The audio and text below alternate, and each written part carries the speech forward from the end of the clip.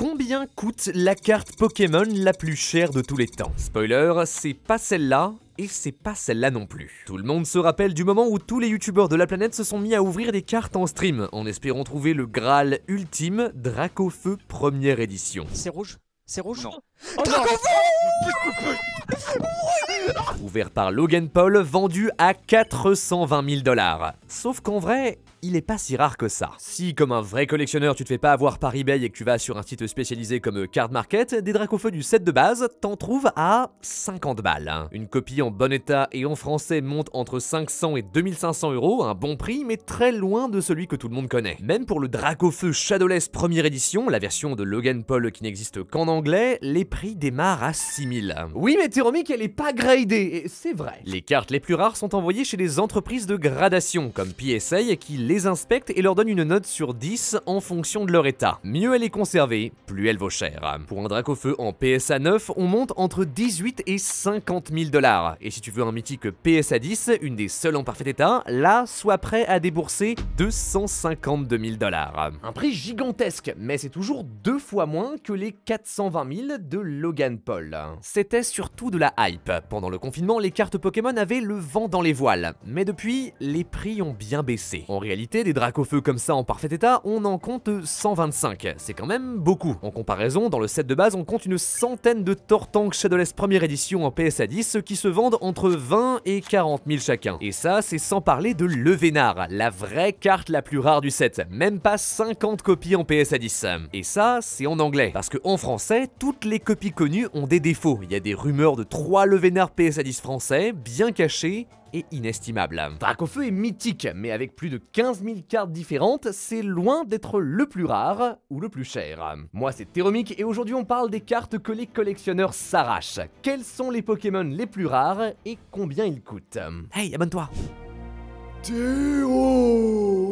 Non, grand-père, oh non mais pour une fois que je me reposais là. Théo, viens jouer aux cartes avec moi. Non, c'est bon, attends, pour une fois que je me repose là. Mais les youtubeurs ça ne dort pas. Bah si, parce que j'ai mon matelas. Emma. Numéro 1 dans la qualité du sommeil, récompensé pour les mérites de leurs produits, Emma Sleep, c'est la référence pour un lit confortable. Des matelas haut de gamme à mémoire de forme pour un soutien impeccable. Traités pour favoriser la circulation de l'air et rester bien frais plus longtemps. C'est pas mal pour les joueurs de Yu-Gi-Oh, sache ça, ouais, je connais, ouais, bien sûr. Pour toutes les tailles et styles de position, peu importe comment tu dors, ta nuit est impeccable.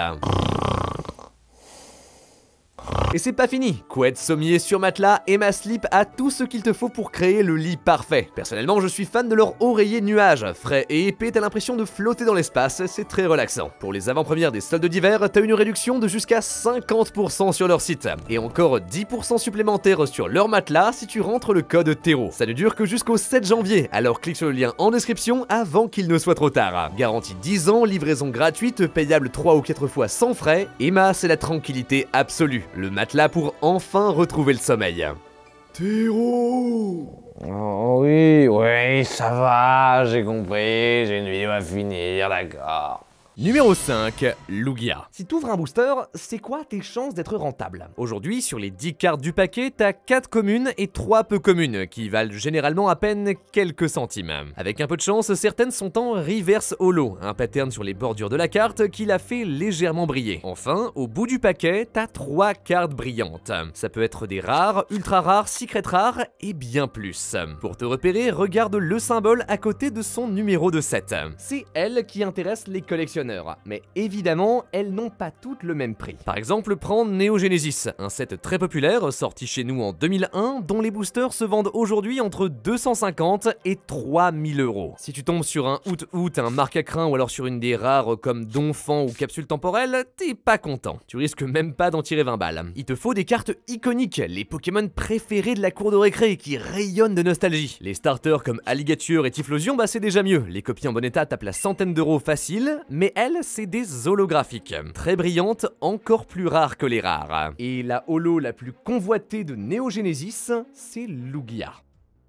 Oh my god, yo, what? La gemme de la deuxième génération. Au sommet de la Pokémania, c'était la star du film Le pouvoir est en toi. Tous les enfants l'adoraient. Sauf si t'es team OO, auquel cas on n'est pas ensemble. Avec ses 3 énergies de types différents à combiner, en tournoi la carte n'a jamais été forte. Par contre, c'est le Graal de plein de collectionneurs. Les copies françaises en bon état démarrent entre 400 et 1000 euros. Et ça monte très vite. Les copies gradées avec les meilleures notes se vendent très cher. Par exemple, les premières éditions parfait état montent jusqu'à 50 000 $. Mais l'un d'entre eux explose les scores. En 2021, au milieu de la hype des cartes Pokémon, un Lugia présenté lors d'une enchère part pour 144 300 $. Un prix inexplicable. Quelque chose s'est passé pendant cette enchère. Probablement une course acharnée qui a explosé les prix et fait entrer à jamais Lugia dans l'histoire de la collection Pokémon. Même si c'était une vente exceptionnelle qui ne reflétait pas son vrai prix. Mais la nostalgie, ça ouvre les portefeuilles. Et ça, Pokémon le sait très bien. Comme beaucoup de créatures iconiques, en 25 ans, Lugia a eu quasiment une quarantaine de cartes différentes. Les fans se rappellent par exemple de Lugia Legend, sorti en 2010 dans le set Earth Gold et Soul Silver. Il est en 2 parties avec une patte qui fait voler son texte dans tous les sens. Moins cher, mais avec très peu de copies en français en bon état, ce qui la rend quand même assez unique. Mais moins que les quelques copies PSA 10 de celui d'Aquapolis, qui s'échange dans les 10 000 $. Une vraie pépite. Quelques années plus tard, Pokémon introduit les ultra rares, le niveau encore au-dessus, réservé aux X, Level X, VMAX, V-Star. Souvent, le monstre dépasse des bordures pour prendre toute la carte. Une esthétique incroyable qui plaît beaucoup aux collectionneurs. Les Lugia X de Tempête de Plasma PSA 10 se vendent à 3500 $. Lugia GX, lui, est plus récent, donc un peu moins cher, mais tape facilement la centaine d'euros. Sa version Rainbow Rare, avec le foil arc-en-ciel assez mythique, en vaut le double. Enfin, récemment, on s'intéresse surtout à Lugia V, sorti en 2022 dans Tempête Argentée. Son design est bluffant. Sombre, épique, une vraie menace qui donne très envie de le collectionner. Certains Pokémon ont une aura unique qui, à elles seules, font monter leur prix. Et Lugia a une aura incroyable. Numéro 4. Rayquaza Gold Star. Certaines cartes ne sont pas comme les autres. En ouvrant des packs de Néo-Révélation, si t'étais très chanceux, tu pouvais trouver ce Magikarp doré et un Léviator rouge. Les 2 premiers shiny de l'histoire des cartes Pokémon. Dans les anciens jeux, t'avais une chance sur 8192 d'en trouver un. Facilement reconnaissable avec leur couleur pétante et unique, certains ont passé des centaines d'heures à courir dans les hautes herbes pour les chercher. C'est une partie intégrante du jeu et des cartes. La première vague date de Neo Destiny qui nous offre 8 shiny. Tous très rares, environ 1 tous les 18 packs et donc très cher. Les Steelix, Norfang, Kabutops et Celebi en bon état tapent les 500 balles. Tyrannosif et Raichu montent dans les 800 ou 1000, les quelques Mewtwo en PSA 10 se vendent pour 1500 et loin au-dessus, les Dracofeu brillants partent aujourd'hui pour 4000 ou 10 000 pour les premières éditions. C'est clair, si t'es un fan des Pokémon spéciaux, prépare-toi à débourser un max. Déjà, t'as toute la montagne de shiny qu'on a eu depuis 25 ans, mais c'est pas tout. Dans Aquapolis et Skyridge, t'avais une chance minuscule de tomber sur des Pokémon de cristal, avec une compétence qui leur fait changer de type en fonction de l'énergie que tu leur attaches. Des couleurs et un foil unique, ils sont très prisés par les collectionneurs. En PSA 10, OO coûte 4500, Dracofeu 15 000. C'est terrifiant, et pourtant, on est encore qu'au début. Entre 2004 et 2007, Pokémon nous présente les Stars et les Gold Stars. Rarissime, là on te parle de une carte tous les 72 boosters. Au total, il y en a à peine 29, toujours avec un foil spécial, des couleurs uniques et une pose dynamique qui les fait sortir de leur cadre. Mais les collectionner est un parcours du combattant. À l'époque, Pokémon imprimait moins de cartes, et beaucoup d'entre elles ont été perdues ou endommagées, si bien qu'aujourd'hui, des stars en PSA 10, ça se compte parfois sur les doigts d'une main. Rien que les 3 premières, Arco, Gobu et Poussifeu, partent pour respectivement 5 000, 10 000 et 25 000 $. Et encore, là, c'est les moyennes, parce que récemment, un Poussifeu a été vendu aux enchères pour 38 400 $. Gigantesque. Pourtant, il y a encore quelques années, on pouvait les trouver à juste quelques centaines de dollars. Mais récemment, la demande pour les stars a explosé, au point de devenir le nouveau Graal des collectionneurs Pokémon. C'est comme ça qu'on se retrouve avec un Pikachu Gold Star à 7000 et un Léviator Delta Star à 18 000. Les seuls abordables, c'est Entei, Raikou et Suicune, qui tournent chacune autour de 1000 $. Pourquoi? Et ben en fait parce que quelqu'un a réussi à en sortir plusieurs centaines d'une usine d'impression. Un gros scandale qui les rend beaucoup plus faciles à trouver et fait baisser les prix. Mais encore une fois, au-dessus trône Dracofeu. Imposant, plus noir que la nuit, de base entre 18 et 25 000, au milieu du Covid, il s'est vendu à 60 000 $. The Rare.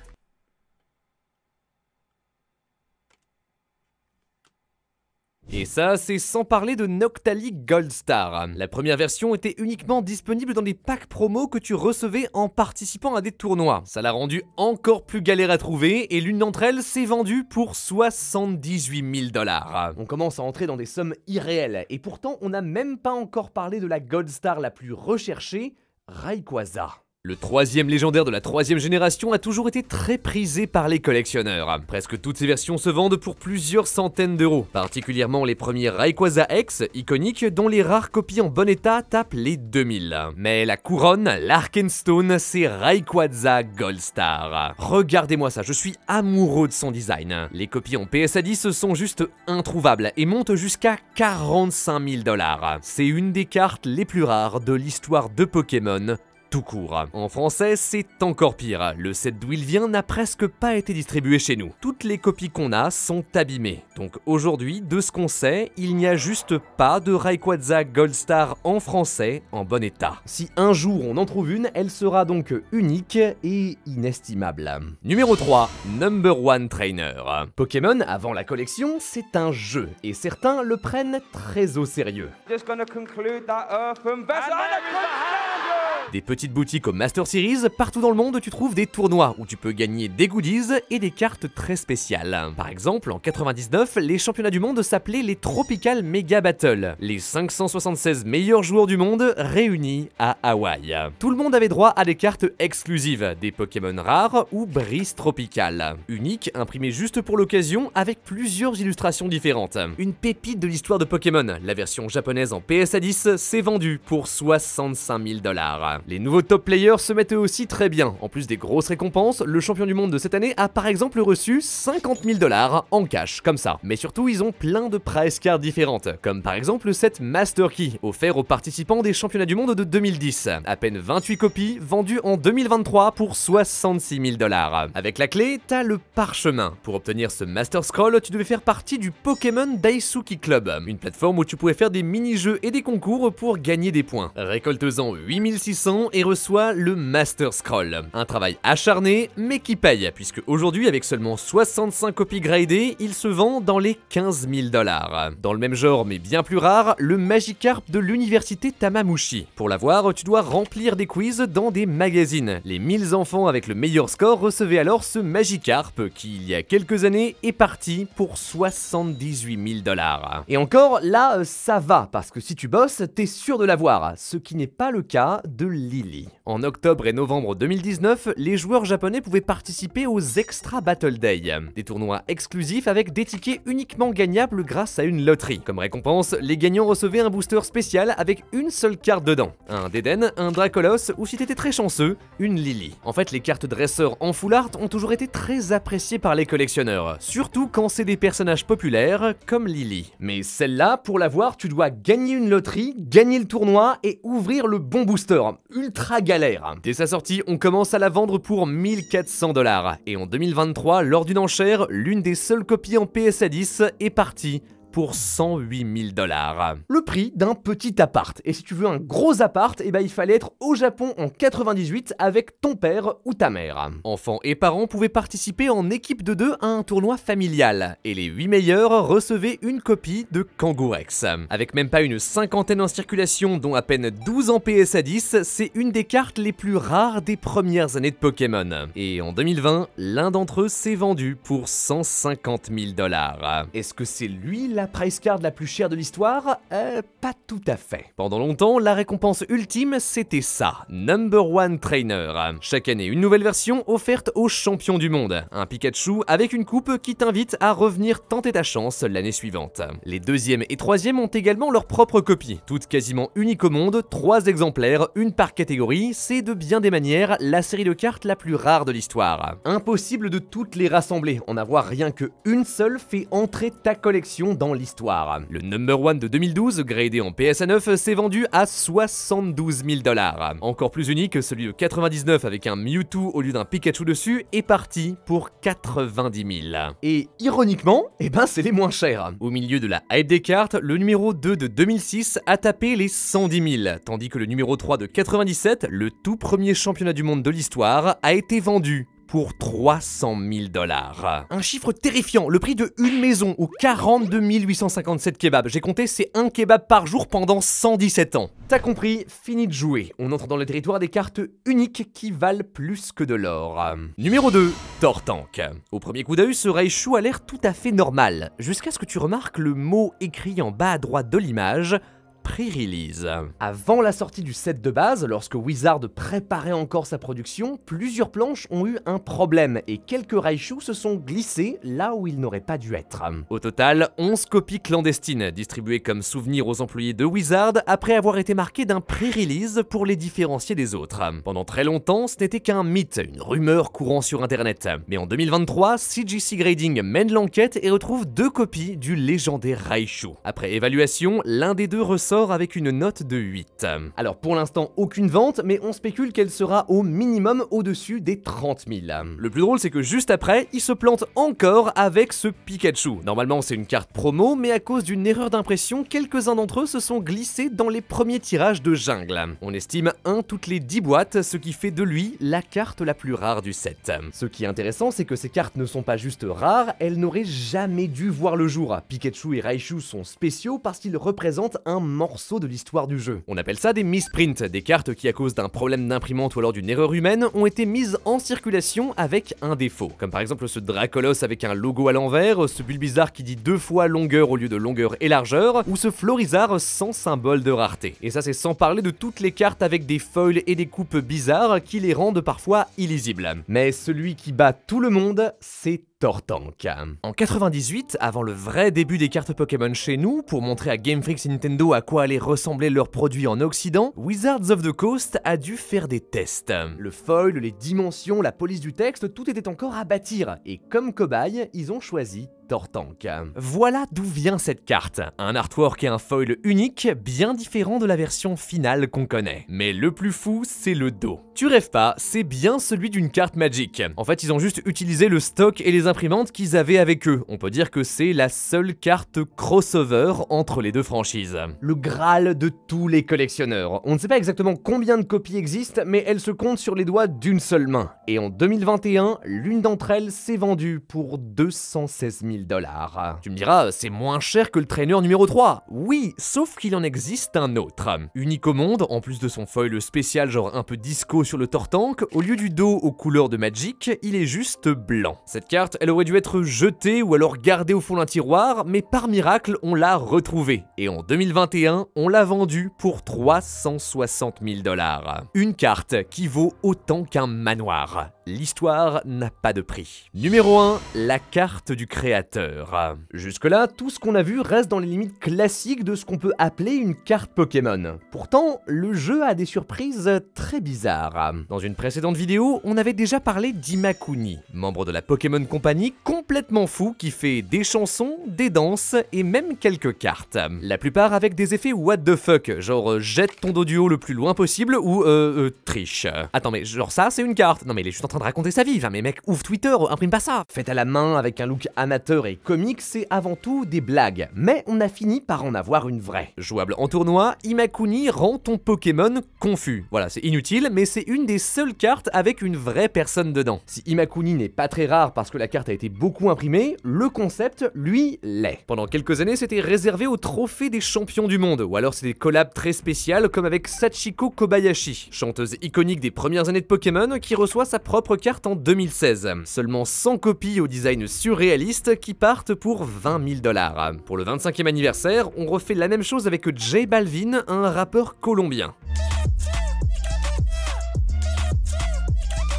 Ouais, cool. unique au monde. Tant qu'il ne décidera pas de s'en séparer, sa carte est théoriquement inestimable. Même chose pour Katy Perry V et Post Malone V, créés pour la même occasion, tout aussi légendaires. Mais le joyau des cartes de célébrité, c'est Ishihara GX. Tsunekazu Ishihara est le PDG de la Pokémon Company. Jeux, cartes, animés, c'est lui qui gère tout. Pour ses 60 ans, on décide de lui faire sa propre carte. Et je sais pas, elle me met un peu mal à l'aise. Enfin genre, il regarde cette Master Ball avec tellement de désir. Waouh. À ce jour, 22 copies gradées qui tournent autour de 100 000 unités. Mais seulement une d'entre elles signée de la main du PDG lui-même. Son prix explose et tape les 247 230 $. Imagine une signature qui rajoute 150 000 $ à la valeur de ta carte. C'est fou. Et pourtant, c'est pas la première fois qu'on voit ça. Mitsuhiro Arita est un des dessinateurs les plus emblématiques de Pokémon. C'est lui qui a dessiné le célèbre Dracofeu du set de base. Très apprécié des fans, il se rend souvent en convention où il dédicace des cartes. Une bénédiction pour les collectionneurs. D'un coup de crayon, des cartes rares deviennent véritablement uniques. En 2022, un Dracofeu en PSA 10 signé par Mitsuhiro est parti pour la somme astronomique de 324 000 $. Aller plus haut, ça commence à être difficile. On peut mentionner la série des cartes Snap. En 99, Pokémon lance un concours des meilleures photos prises sur Pokémon. Les 10 plus populaires ont été imprimées sur des cartes à seulement une quinzaine d'exemplaires. Très dur à trouver, certaines comme Smogo n'existent juste plus du tout. Leur esthétique est drôle et unique, genre regarde-moi ce Magikarp. Ça fait d'elle des objets très recherchés. Carapuce est vendu à 73 000, Léviator à 87 500 et Pikachu, pensé perdu à jamais, retrouvé 24 ans plus tard, est parti aux enchères pour 270 000 $. Et en vrai, je comprends, en plus de son histoire, sa gueule est folle, elle ne ressemble à aucune autre carte. Et ben voilà, je crois qu'on a fini, ouais non c'était une belle liste, voilà on a vu des très belles cartes, abonnez-vous. Bon, oui, il faut qu'on en parle. Bon. La plus grande fraude de Pokémon. Je sais, il y a deux cartes que tout le monde connaît, les numéros 1 et 2 du monde de la collection. Sauf que, elles sont problématiques. La première, c'est le Dracofeu de Topsun, une série de cartes sorties avant l'invention du TCG Pokémon, que tu pouvais avoir en achetant du chewing-gum. Plusieurs raretés possibles, la plus prisée c'est celle avec le dos bleu, un vrai objet d'archéologie qui par miracle a réussi à traverser le temps en bon état. En 2021, l'un d'entre eux est parti aux enchères pour 493 230 $. Combien?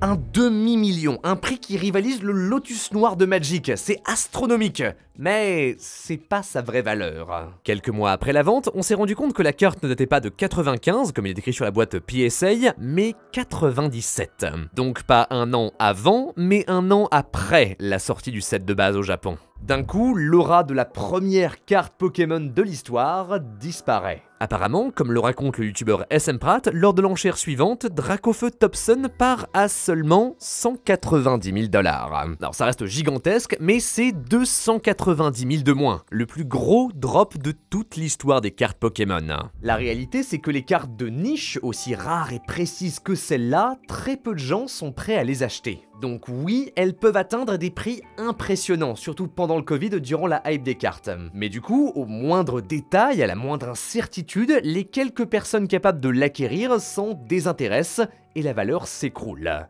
Et c'est ce qui nous amène à Logan Paul. This is the rarest card in the entire world. The most valuable Pokemon card in the entire hobby. The holy grail right here. Influenceur américain, Logan devient célèbre avec son frère Jake sur Vine puis sur YouTube. Sa carrière a toujours été très controversée, notamment lorsqu'en 2017, il filme et publie le cadavre d'un homme japonais ayant pris sa propre vie. Bref, malgré ses nombreux scandales, sa carrière continue. En plus de ses vidéos, il se lance dans la boxe et monte plusieurs entreprises. Récemment, il s'est associé à KSI et MrBeast pour produire une série de paquets repas, encore une fois avec une qualité et une éthique discutables. This is molded. That's mold. Mais sur le côté, Logan est aussi un collectionneur. En 2020, il dépense 200 000 $ dans des boosters scellés. La semaine suivante, il achète un Dracofeu première édition en PSA 10 pour 150 000 avant d'en ouvrir un lui-même en stream.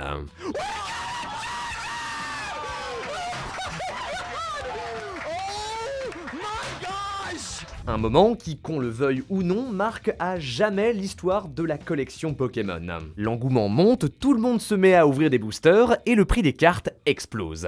Logan contribue à la hausse du marché, mais aussi à sa baisse, notamment lorsqu'il achète pour 3,5 millions de fausses cartes. Un achat qu'un collectionneur expérimenté aurait sûrement flairé comme douteux, mais que Logan a fait dans la précipitation. L'histoire fait le tour d'internet et fait mal à la confiance entre les acheteurs et les revendeurs. Mais Logan n'a pas terminé. En 2022, il revient pour Pikachu Illustrator. Une carte de 97 offerte aux 39 gagnants d'un concours de dessin d'un magazine qui demandait aux participants de designer leur propre carte Pokémon. Seule une vingtaine ont fait surface, ce qui la rend très prisée et très rare. Déjà en 2016, l'une d'entre elles s'est vendue pour 54 970 $.